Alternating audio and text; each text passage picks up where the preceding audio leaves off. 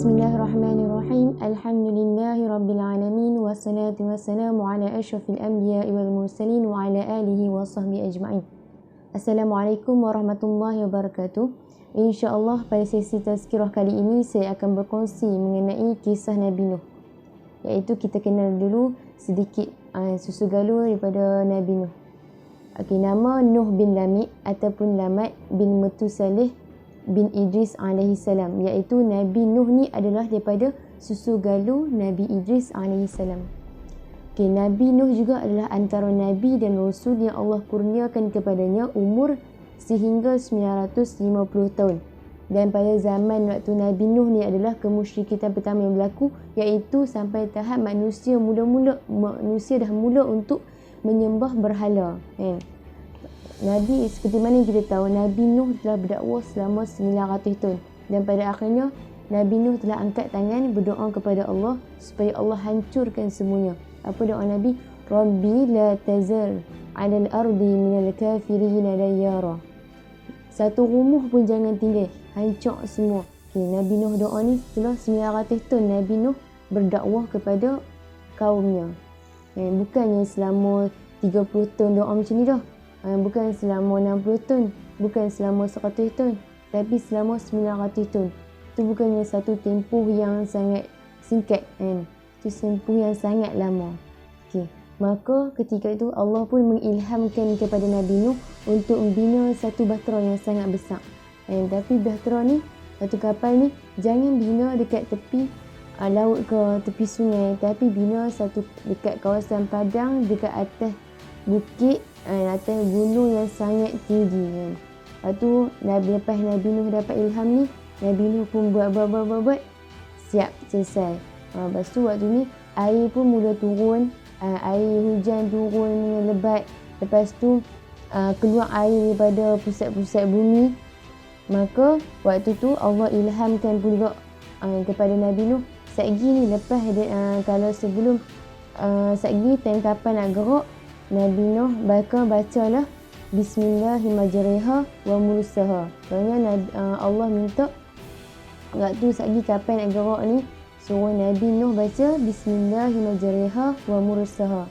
Lepas kapal pun gerak, ayak pun makin naik. Lepas tu Nabi Nuh ternampak anak dia, nama Yamah ataupun Ka'an. Waktu tu Nabi pun panggil lah anak dia untuk naik kapal tu. Wahai anakku kan.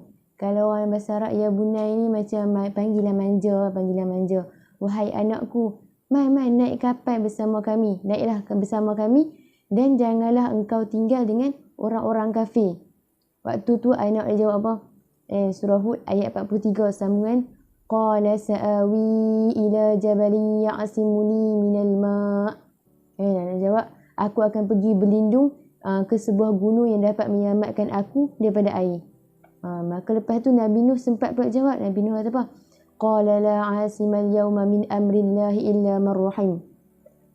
Wahai anakku, tak ada hari ni, tak ada siapa pun yang akan selamat illa man rahim, kecuali orang yang Allah bagi rahmat ke atasnya. Tentu kemudian air pun makin naik kawasan tinggi dan menenggelamkan semua yang ada tentu. Waktu tu jugalah Nabi Nuh dan umat-umat Islam yang lain dapat menyaksikan ombak kal jibal seperti gunung ganang ataupun bukit bukau. Nak dikatakan ombak tentu sangat tinggi. Maka tentu lepas tu semua tenggelam. Sambungan selepas surah ayat yang surah Hud ayat ke-45. Waktu tu Nabi Nuh kata, ya Allah, anakku itu ahli keluargaku kan. Nabi Nuh adalah seorang ayah, seorang rasul. Ayah mana yang tak sedih bila anak dia tenggelam sekali dengan orang-orang kafir. Tapi itulah yang telah Allah janjikan. Allah janjikan. Lepas tu kemudian Allah pun tegur Nabi. Allah tegur apa? Allah kata, wahai Nabi Nuh, innahu laysa min ahlik. Sesungguhnya ini adalah bukan daripada ahli keluarga kamu. Sebab apa? Innahu amalun ghairu salih. Sesungguhnya anak kamu ini telah melakukan sesuatu yang tak elok, iaitu tidak beriman dengan Allah Subhanahu Wa Taala. Okay, dalam ayat ni kata para ulama tafsir, bukanlah ayat ni makna Allah nak perintah kepada kita apabila anak ataupun ayah kita murtad, ada saudara ahli keluarga kita murtad, bukanlah maksud kita kena putus hubungan dengan mereka terus. Tapi Allah nak ajak semua rasul bahawa hubungan antara anak dan ayah ni kekal. Hanya jika seorang ayah yang beriman atau anak yang beriman tu, untuk anak yang beriman tu mendoakan ayahnya yang kafir, maka mendoakan ayah yang kafir yang minta diampunkan dosanya. Ini yang tak boleh. Begitu juga dengan sebaliknya. Pengajaran ringkas daripada kisah ini adalah janji Allah itu pasti. Lambat ataupun cepat, janji Allah itu pasti. Allah akan membalas apa yang kita lakukan kat dunia ni setimpal dengan perbuatan kita. Macam sekarang ni kita cuba kaitkan dengan situasi sekarang ni. Ada yang kata situasi sekarang ni adalah ujian. Ada juga yang kata situasi sekarang ni adalah bala daripada Allah. Dan sebenarnya kita boleh ambil dua-dua ni. Ujian supaya kita lebih sedar. Adakah kita jauh daripada Allah? Adakah kita makin dekat dengan Allah?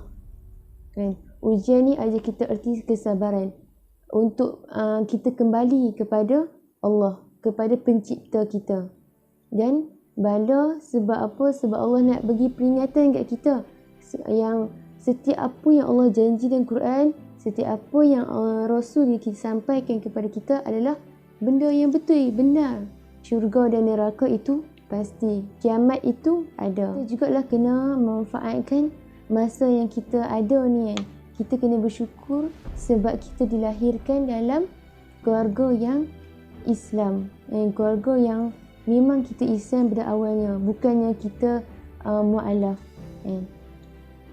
Kita kena manfaatkan masa yang ada untuk berbakti kepada ibu bapa. Tambahnya sekarang COVID. Ada yang anak-anak yang tidak dapat pulang ke kampung. Dah berbulan-bulan tak dapat nak peluk mak ayah. Dah berbulan-bulan tak dapat nak salam. Tapi ada yang masih tinggal lagi dengan mak ayah kita. Jadi berbaktilah kepada mak ayah. Saya berharap agar para hadirin dan hadirat sekalian, muslimin dan muslimat yang dirahmati Allah sekalian, dapat sedikit pengajaran dan ibrah daripada kisah yang saya kongsikan sebentar tadi.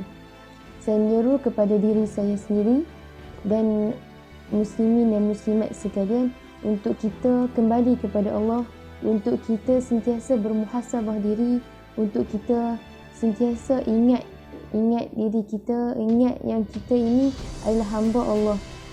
Kita diciptakan untuk ikut apa yang Allah telah perintahkan dan kita kena tinggal apa yang Allah larang. Ala barakatullah. Wallahu a'lam. Sekian, wabillahi taufiq wal hidayah. Assalamualaikum warahmatullahi wabarakatuh.